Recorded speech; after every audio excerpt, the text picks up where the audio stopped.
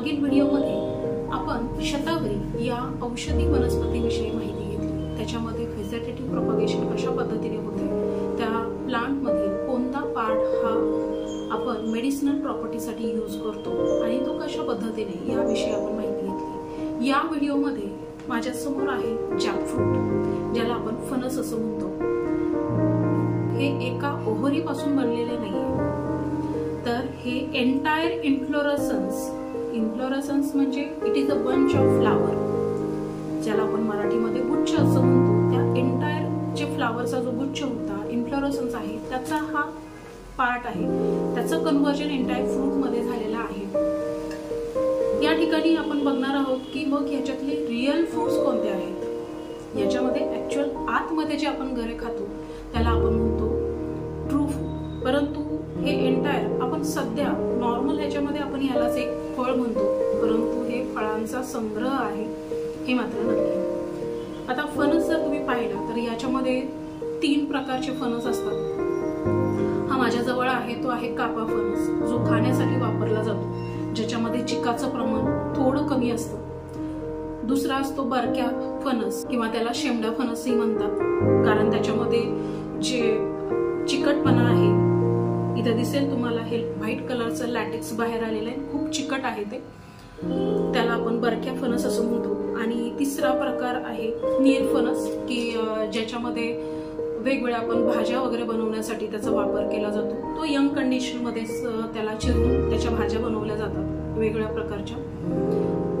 तर असे 3 प्रकार आहेत, पण खाण्यासाठी उत्तम आहे कापा फणस, ज्याच्यामध्ये चिकाचं प्रमाण थोडं कमी आहे, परंतु तरी देखील आपल्याला याची काळजी घ्यावी लागते, कारण असंच जर डायरेक्ट तुम्ही हा फणस जर चिरला तर त्या ठिकाणी तुमचे हात सगळे चिकाने भरून जातील आणि मग ते फणसातले जे गरे आहेत ते आपल्याला व्यवस्थित काढता येत नाही। तर त्यासाठी आपल्याला गरज आहे, या ठिकाणी मी 2 चाकू घेतलेले आहेत। याच्यामध्ये आहे तेल, हे तेल तुम्ही कोकोनट ऑइल तुम्ही यूज करू शकता, किंवा आपल्या घरामध्ये जे व्हेजिटेबल ऑइल्स आपण जेवण बनवताना, भाज्या बनवताना जे तेल आपण वापरतो ते घेतले तरी चालेल। इथे एक बाउल घेतलेले, जेणेकरून आपण त्याच्यातील गरे सगळे या ठिकाणी काढूयात। तर आपण सुरू करूयात। फणसाला कापायचं कसं हे देखील एक टेक्निक आहे, वेगवेगळ्या पद्धतीने याला कापलं जातं। त्यापूर्वी आपल्याला या ठिकाणी या ज्या सुऱ्या आहेत यांना आपल्याला तेल लावून घ्यायचंय, व्यवस्थित तेल लावून घ्यायचंय, कारण तेल जर नाही लावलं तर याला सगळा चीक लागेल आणि तो आपल्या हातालाही लागू शकतो। त्यामुळे आपण हाताला देखील छान पद्धतीने तेल लावून घेणार आहोत।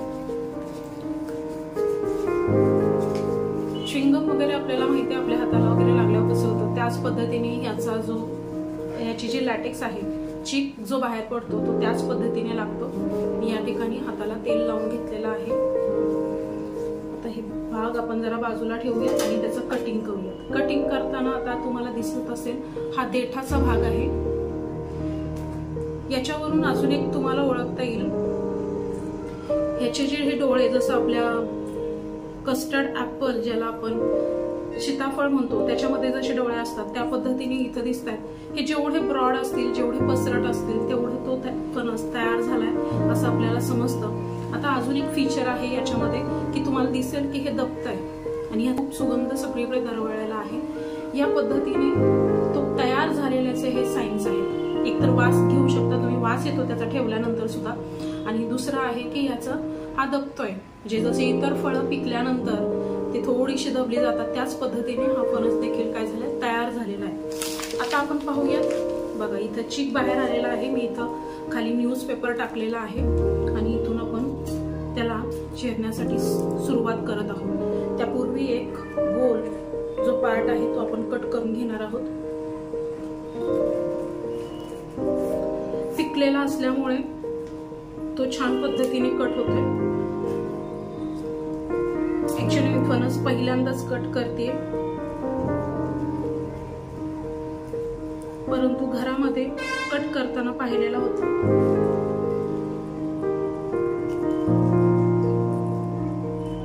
आणि इथून आपण तिरका कट घेत जाणार आहोत।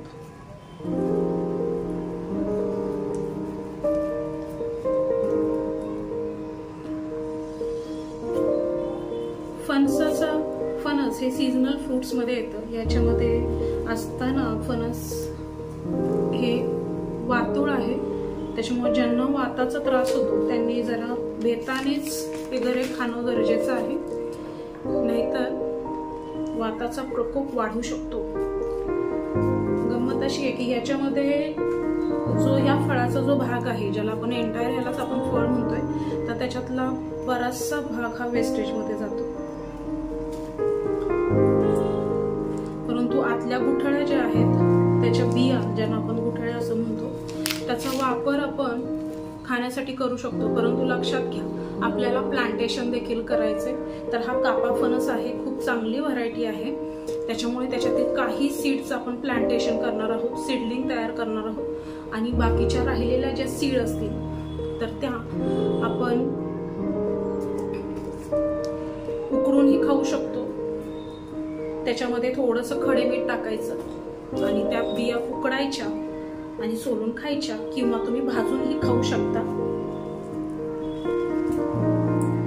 अशा पद्धतीने आपलं हे कटिंग झालेलं आहे. आता आपण हे ओपन करूयात. ओपन करताना आपण ह्याच्यातला पार्ट एक एक एक एक एक एक आपण सोलून काढणार आहोत. साल आहे या पद्धतीने निघते, त्याच्यातले गरे आपण नंतर काढूयात. साल रिमूव्ह करून घेऊयात आपण.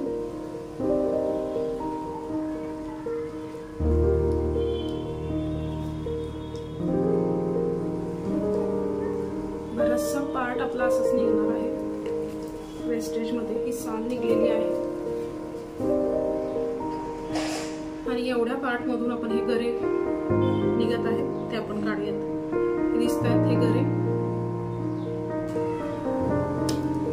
हे बघा छान पद्धतीने हे गरे निघत आहेत. सॉफ्ट आहे, तयार झालेला फणस आहे.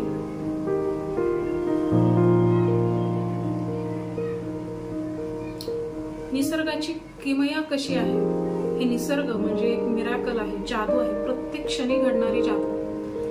ज्या ठिकाणी आपण हे झाड लावतो त्याच ठिकाणी जर कडुलिंबाचं झाड असेल तर त्याची फळं एकदम कडू आहेत, त्याची पानं एकदम कडू आहेत. आणि त्याच्या शेजारी हे फणस असेल, आंबा असेल, ती जर फळं झाडं असतील तर त्याच्यापासून तयार होणारी जी सगळी फळं आहेत ती एकदम मधुर, रसाळ, गोड तयार होत आहेत. परंतु हे होत असताना आपल्या एक गोष्ट लक्षात येत नाही की ते जमिनीतून काय घेतात. जमिनीतून जे घेतात ते सर्व काही सारखंच आहे, परंतु ते वेगवेगळे प्रोडक्ट तयार करतायत. याच्यातून आपणही काहीतरी घ्यायला हवं की आपण बऱ्याचदा आपल्या आयुष्यामध्ये आपल्याला संधी मिळाली नाही किंवा काही इन्फ्रास्ट्रक्चर किंवा काही फॅसिलिटी आपल्याला मिळाली नाही म्हणून आपण नाराज होतो किंवा आपण एकमेकांना ब्लेम करतो की याच्यामुळे मी सक्सेसफुल झालो नाही किंवा काही गोष्टी असतात. तर असं काही नाहीये की एखाद्याची इच्छा असेल तर आपण म्हणतो ना, इच्छा तिथे मार्ग. त्या पद्धतीने आपली फक्त इच्छा हवी. या प्लांटला कुणीही आंब्याची झाड असतील किंवा आता हे मधुर रसाळ गरे तयार झालेले आहेत, परंतु या ठिकाणी त्यांना कुणीही खाली साखरेचा खजाना दिलेला नाहीये. परंतु तरी देखील यांच्यामधली जी फळं आहेत किंवा त्याच्यातले जे गरे आहेत ते एकदम छान रसाळ मधुर तयार होत आहेत. पण जमीन काय देते, परंतु आपण काय घ्यायचं आणि काय करायचं हा आपला मोठं क्लिअर असायला हवा. आपलं ध्येय, आपलं गोल क्लिअर असायला हवं. किती सुंदर इथं गरे निघतात, इथं दिसत असेल.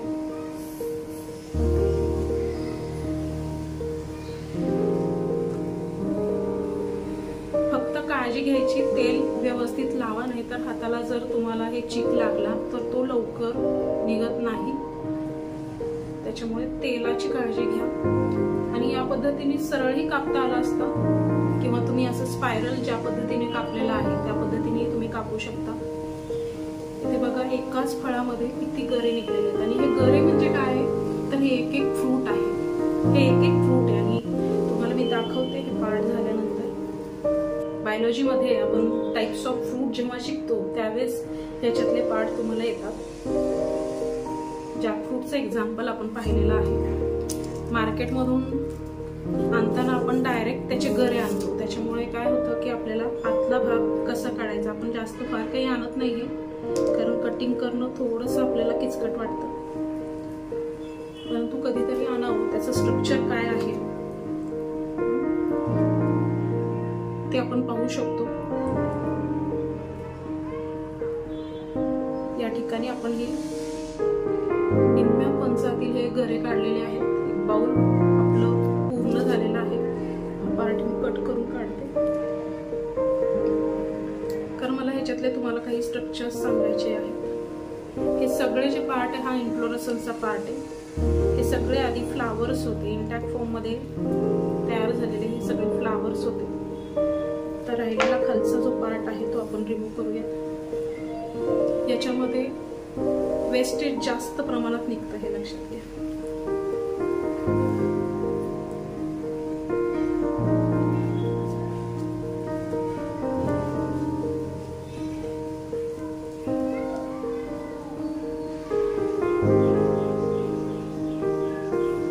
हे सगळं फ्लावरचा पार्ट आहे लक्षात घ्या। बंच ऑफ फ्लावर्स आतमध्ये सगळे तयार झाले होते। आणि इथे बघा मी काही पार्ट इथे बाजूला काढून ठेवते, तुम्हाला मी नंतर त्याबद्दल माहिती सांगते। प्लांट्सनी हे जे फ्रूट्स आपण खातो तर त्याचे बियांचं संवर्धन देखील आपण केलं पाहिजे, कारण हे फ्रूट्स आहेत त्या बियांच्या पोषणासाठी आणि ते फ्रूट्स आपण खातोय। तर आपण निदान फ्रूट खातोच आहे, ज्या रिझननी हे प्लांटनी हे फ्रूट्स बनवलेले आहेत ते रिझन आपण वाया घालून दिलं नाही पाहिजे, कारण त्याच्या पाठीमागं झाडांची प्लांटची खूप मोठी मेहनत आहे। त्याच्यामुळे याच्यातील काही सीड तरी आपण जर्मिनेट करून त्यांच्यापासून सीडलिंग आपण तयार करणार आहोत, झाडं आपण तयार करणार आहोत। आणि हे सगळ्यांनी करायला हवं, होता होईल तेवढं एकही बी कचऱ्यामध्ये जाणार नाहीये याची दक्षता आपण घ्यायची आहे। या ठिकाणी दिसत आहे की गरे पूर्णपणे निघत आहेत।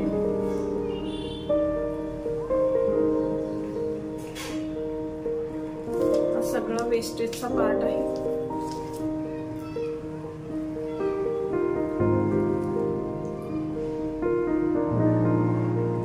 पेपर खाली टाकायचाच आहे, कारण खालचा जो सरफेस आहे तो खराब होऊ शकतो।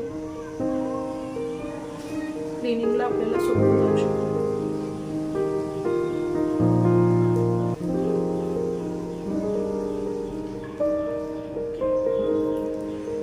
आता लास्टचा पार्ट राहिलेला आहे, टोपी सारखा पार्ट आहे।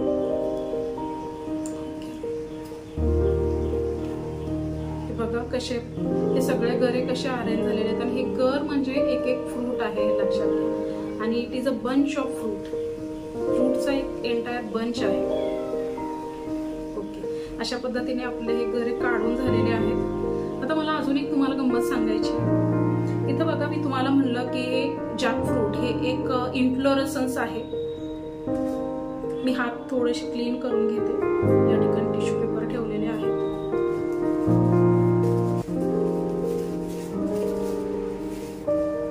तर तुम्हीही असे फणस वगैरे कधीतरी आणायला हरकत नाही, त्याचं स्ट्रक्चर आपल्याला कळतं। जर तुमच्या घरामध्ये मुलं शिकत असतील तर मुलांना ह्या गोष्टी दाखवल्या पाहिजेत, त्यासाठी आपण स्वतः त्या करणं खूप गरजेचं आहे। तर इथं बघा हा जो पार्ट आहे इथं देठ होता, तो देठ निघलेला होता आणि त्याच्या आतमध्ये हा एक पूर्ण एंटायर सरफेस तुम्हाला दिसतोय बघा। तर हे काय आहे, तर तुम्हाला मी आधीपासून म्हणते की जॅकफ्रूट हे काय आहे, एक इन्फ्लोरेसन्स होता आणि त्याचं कन्व्हर्जन एंटायर फ्रूट मध्ये झालेलं आहे। तर आपल्याला माहिती इन्फ्लोरेसन्सचा मधला जो कॉमन ऍक्सिस आहे ज्याच्यावरती नंबर ऑफ फ्लावर्स अरेंज झालेले असतात त्याला आपण म्हणतो पेडन्कल। तर हा तोच पेडन्कल आहे जो नंतर स्वेलिंग झालेला आहे, हे लक्षात घ्या। आणि इथं आपण बघतो की प्लांटनी पण त्यांची पण मेहनत खूप मोठी असते। त्यांचं सीड हे झाडाचं बाळ आहे, जसं आपलं बाळ आहे, पण गंमत अशी आहे की हे झाड त्या बाळाने डोळे उघडण्याच्या आधीच त्याला आपल्यापासून रिलीज करतं। खूप मोठी गोष्ट आहे आणि खूप मोठा डिसिजन आहे प्लांट्सने घेतलेला, लक्षात घ्या। आपली मुलं आपल्या कितीही मोठी झाली तरी देखील आपण त्यांची काळजी करत बसतो आणि याचा काळजी करायला नको असं नाही, परंतु त्यांना त्यांच्या विचारांना किंवा त्यांच्यातील क्षमतांना वाव मिळायला हवा। बऱ्याचदा आपण ओव्हर प्रोटेक्टिव्ह नेचरमुळे काय होतं की मुलांना स्वतःहून डिसिजन घेता येत नाही, त्यांचे सर्व डिसिजन आपण घेतो पालक म्हणून किंवा शिक्षक म्हणून। तर असं न करता काही गोष्टी त्यांना त्यांच्या लेवलला हँडल करून द्यायला हव्यात। बिया म्हणजे झाडांची बाळं आहेत ज्यांनी अजून देखील डोळे उघडले नाहीये, परंतु तरी देखील हा हार्डकोर डिसिजन प्लांट घेतात, कारण त्यांना माहिती आहे जर ही बिया ही आपली बाळं आपल्याच ठिकाणी जर पडली तर ही व्यवस्थित रुजणार नाहीयेत, त्यांचं भविष्य हे अंधकारामध्ये जाऊ शकतं. त्याच्यामुळे ते सीड डिस्पर्सल मेकॅनिझम शो करतात आणि आपल्यासारखे लोक त्या सीड डिस्पर्सल मध्ये देखील पार्टिसिपेट करतात. फक्त एकच गोष्ट लक्षात ठेवायला हवी की हे सीड्स वाया घालवतं कामा नये. हा सगळ्याच जर्मिनेशन पॉसिबल नाहीये. काही सीड्स आपण जर्मिनेट करून त्याच्यापासून सीडलिंग तयार करू शकतो. तर इथं तुम्हाला दिसला असेल हे आहे पेडन्कलचा भाग, जो इन्फ्लोरेसन्स मध्ये ज्याच्यामध्ये फ्लावर्स अरेंज झालेले असतात त्याचा, आणि नंतर त्याला एंटायर कव्हरिंग जे आहे ते इथं तयार झालेले आहे. आता गंमत बघा, इथं एवढे सीड्स, एवढे गरे आपल्याला निघलेले आहेत, म्हणजे एवढे फ्लावर्स होते आणि त्याच्यातल्या प्रत्येक ओव्हरीचं कन्व्हर्जन कशामध्ये झालेलं या फ्रूटमध्ये झालेलं. हे जरी असलं तरी 100% सक्सेस कुठेच नाही. इथं तुम्हाला दिसेल माझ्या हातामध्ये हे काही पार्ट तुम्हाला दिसत आहेत बघा. या ठिकाणी हे गरे किंवा याच्यातील सीड्स व्यवस्थित डेव्हलप झाले नाहीयेत. काही पर्सेंटेज मध्ये फेल्युअर येणारच आहे आणि ते आपण एक्सेप्ट करायलाच हवं. या ठिकाणी बघा, इथं खूप छोटंसं सीड तयार झालेलं आहे, एवढं छोटंसं सीड, परंतु आता ह्याच्यात पाहायला लागेल की ह्याच्यात जर्मिनेशन होईल का नाही ते. त्याच्यानंतर इथं बघा खूप साऱ्या ठिकाणी आहेत, तर 100% चान्सेस नाही आहेत. आणि म्हणून तर आपल्या क्षमतेपेक्षा आपण काय करायचंय की जास्त मेहनत घेणं खूप गरजेचं आहे, किंवा मल्टिपल टाइम्स मेहनत करणं खूप गरजेचं आहे. इथं दिसेल की हे जर्मिनेट होऊ शकत नाहीयेत, तरी सुद्धा त्यासाठी तर एवढे सगळे गरे तयार केलेले आहेत, एवढे जास्त सीड्स तयार केलेले आहेत. आता मी तुम्हाला ह्याच्यातलं एक घर काढून दाखवते, मी तुम्हाला कट करून दाखवते.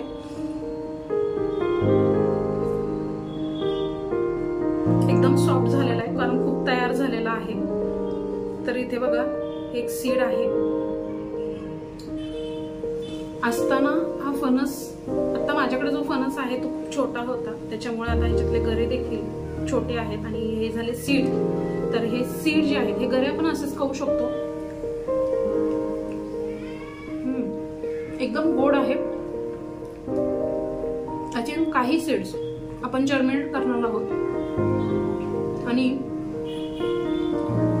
काही सीड्स आपण उकडून खाऊ शकतो. 4-5 शिट्ट्या आपण घेऊ शकतो. खडे मीठ टाकायचं, खूप सुंदर लागतात, किंवा चुलीवरती आपण ते भाजू शकतो. तर अशा पद्धतीने आपला कंपोजिट फ्रूट, ज्याच्यामध्ये एंटायर इन्फ्लोरेसन्सचं कन्व्हर्जन हे फ्रूट मध्ये झालेलं आहे, तो पार्ट मी तुम्हाला सांगितला. फणस कसा कापायचा, त्याच्यात ते प्रकार कोणते आहेत हे आपण पाहिलेलं आहे. तर व्हिडिओ कसा वाटला ते जरूर सांगा. आणि ह्या फणसाच्या बियांचं जर्मिनेशन कसं करायचं हे जर तुम्हाला ह्याच्याबद्दल जर माहिती हवी असेल तर कॉमेंट करून सांगा. व्हिडिओ कसा वाटला हे देखील कॉमेंट करून सांगा. हा व्हिडिओ शेवटपर्यंत पाहण्यासाठी अनेक धन्यवाद. असेच नवनवीन व्हिडिओ पाहण्यासाठी चॅनलला सबस्क्राईब करा. लवकरच भेटू एका नवीन व्हिडिओमध्ये. तोपर्यंत एन्जॉय करा.